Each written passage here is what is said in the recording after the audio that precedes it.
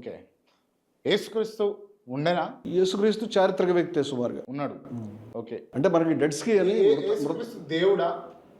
దేవుడా? అది ఎవరో వాళ్ళు చెప్పాలి విశ్వాసులు. నా దృష్టిలో ఆయన ఒక చారిత్రక వ్యక్తి.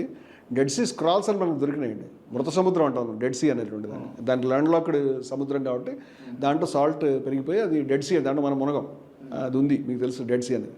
డెడ్ సీ దగ్గర గుహల్లో కొన్ని చుట్టలు దొరికినాయి, డెడ్ సీ స్క్రాల్స్ అంటారు వాటిని. అవి కార్బన్ డేటింగ్ చేస్తే అవి యేసుక్రీస్తు కాలం కానీ అర్థమైంది.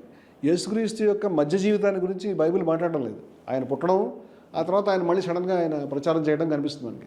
మధ్యలో ఆయన ఏం చేశాడు, ఎవరిని పెళ్లి చేసుకో, ఇలాంటి డౌట్స్ మనకు అందరికీ ఉంటాయి. పూర్వకాలం ఎవరైనా పెళ్లి చేసుకుంటారు కదా, ఇంకా 10-12 ఏళ్ళకి పెళ్లి చేసేవారు కదా, అని ప్రపంచం అంతా ఉంది అది. ఈ లైఫ్ బట్ చెప్పట్లేదు. అయితే ఈ లైఫ్కి సంబంధించినటువంటి కొంత రికార్డు మనకు డెడ్ సీ స్క్రాల్స్లో దొరికింది. అది క్రీస్తుది అనేటువంటి అభిప్రాయం చాలామందికి ఇవాళ ఉన్నది. తర్వాత ఈ 4 సువార్తలు మనకు బైబిల్లో కనిపిస్తాయి. ఈ 4 సువార్తలు జాను, మత్తయి, లూకా, తర్వాత ఎవరు 4 సువార్తలు. ఈ 4 సువార్తలు మీకు సుమారుగా ఒకలాగే ఉంటాయి. ఒక మీటింగ్ జరిగింది అనుకోండి, 10 మంది కూర్చున్నారు. 10 మందిని మీటింగ్ రికార్డు రాయమంటే 10 మంది 10 రకాలు రాస్తారని ఒకే రకంగా రాయలేరు. ఒకే రకంగా రాశారంటే ఎవరు ఎడిట్ చేశారని అర్థం. ఇప్పుడు కొత్త సువార్తలు దొరికినాయి, వాళ్ళు పెట్టనివి బైబిల్లో.